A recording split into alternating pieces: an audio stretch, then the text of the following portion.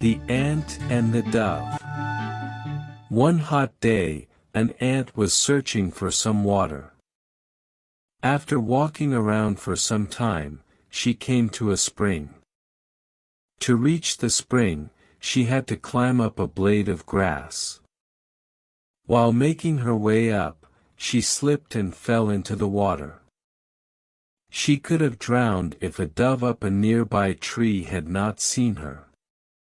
Seeing that the ant was in trouble, the dove quickly plucked off a leaf and dropped it into the water near the struggling ant. The ant moved towards the leaf and climbed up there. Soon it carried her safely to dry ground. Just at that time, a hunter nearby was throwing out his net towards the dove, hoping to trap it. Guessing what he was about to do, the ant quickly bit him on the heel. Feeling the pain, the hunter dropped his net. The dove was quick to fly away to safety.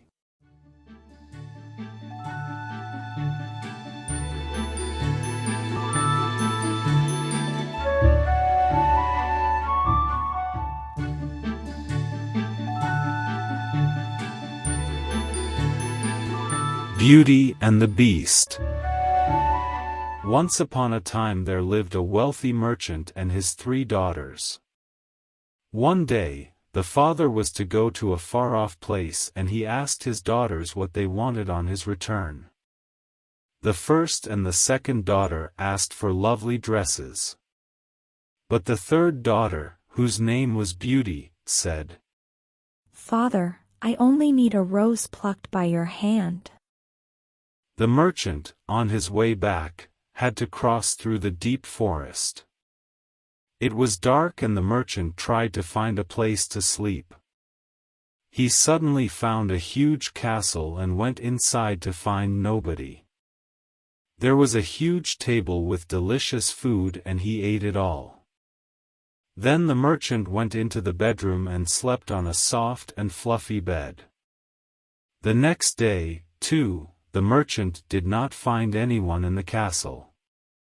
He saw a beautiful rose bush growing in the lawn and remembered Beauty's gift. He plucked a red rose from the bush. Suddenly, a ferocious-looking beast sprang out of the bush. He was wearing fine silk clothes and roared, "I gave you food and a bed to sleep in. And now, you are stealing my roses." The merchant was frightened and told the beast about Beauty's gift. The beast decided to let him go only if he promised to send Beauty to this castle. The merchant agreed and ran back home. He cried and told his daughters about the beast. But Beauty loved her father a lot and agreed to go stay with the beast. The beast treated Beauty with a lot of kindness. He was never rude to her. He let her stay in the biggest room and let her roam in the beautiful garden. Beauty would sit near the fireplace and sew while the beast kept her company. At first, Beauty was afraid of the beast but slowly, she began to like him. One day, the beast asked Beauty to marry him, but she refused.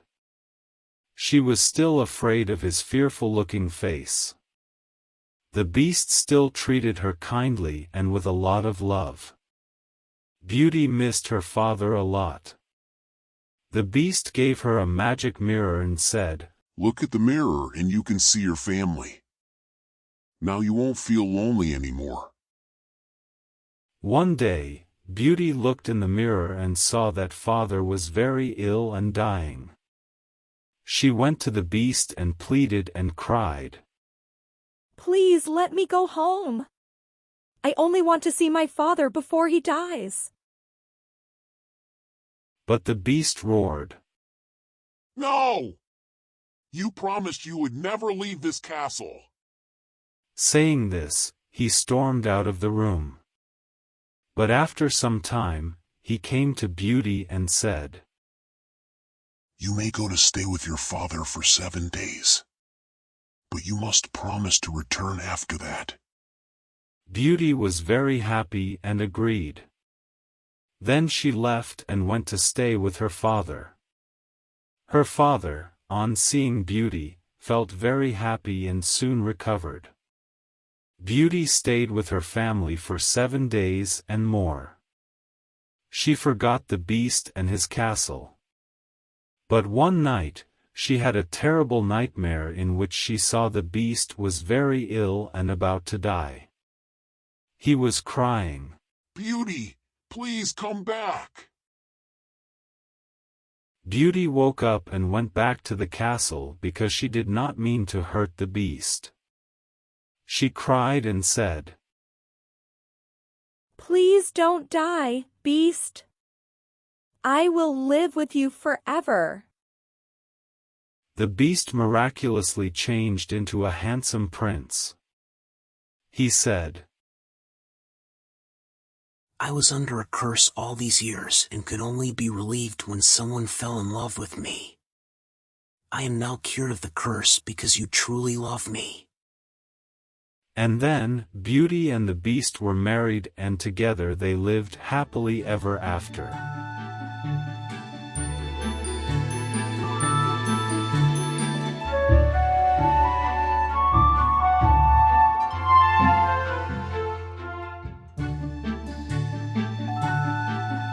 The Fox and the Grapes.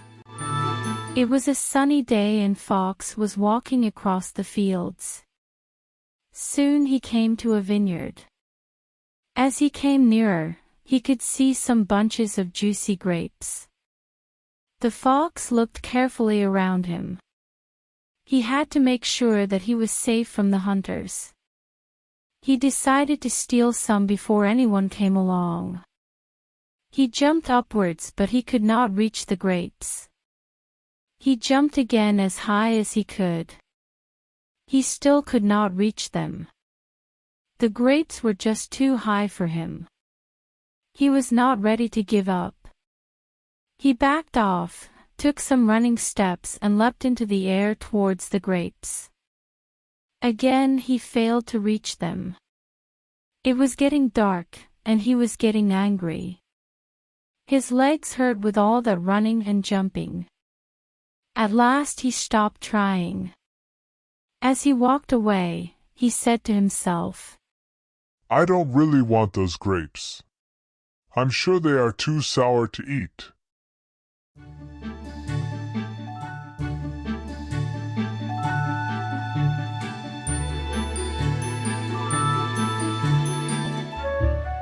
The Boy Who Cried Wolf.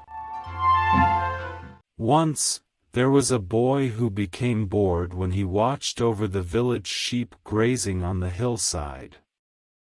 To entertain himself, he sang out, Wolf! Wolf! The wolf is chasing the sheep! When the villagers heard the cry, they came running up the hill to drive the wolf away.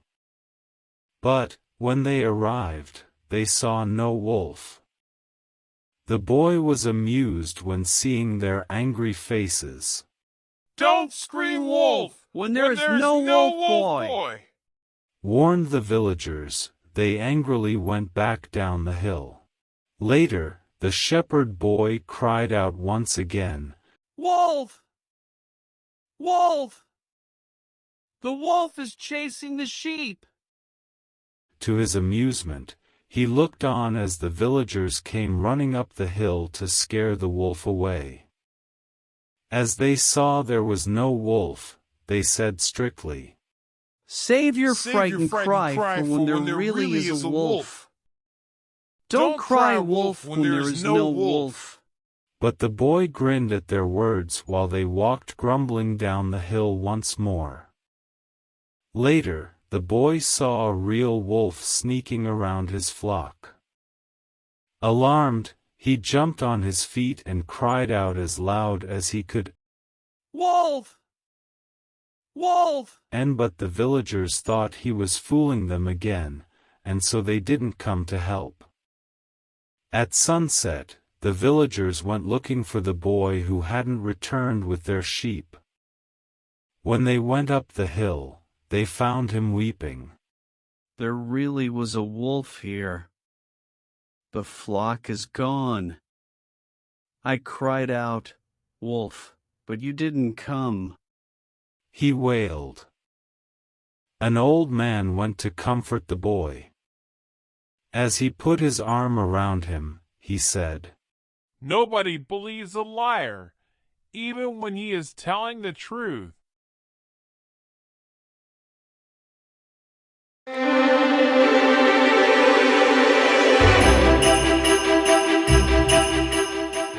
The Gift of the Magi. This story is about a young married couple, Jim and Della, who are poor but very much in love. It's Christmas time and Della wants to buy a nice Christmas present for her husband. However, she has very little money. One of Della's prized possessions was her beautiful, cascading hair, but because she did not have enough money saved for Jim's Christmas present, she cuts and sells her hair for $20 and buys the perfect gift for Jim. Jim too sells his grandfather's precious gold pocket watch, something he held close to his heart, to buy a gift for her. On returning home, Jim is dumbstruck on finding the new haircut of Della.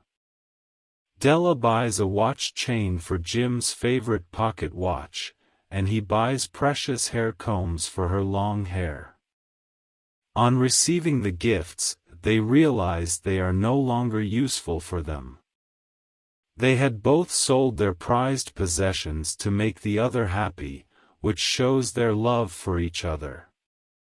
They sit for dinner together but aren't angry with each other. This story is about the personal sacrifices that people make for their loved ones.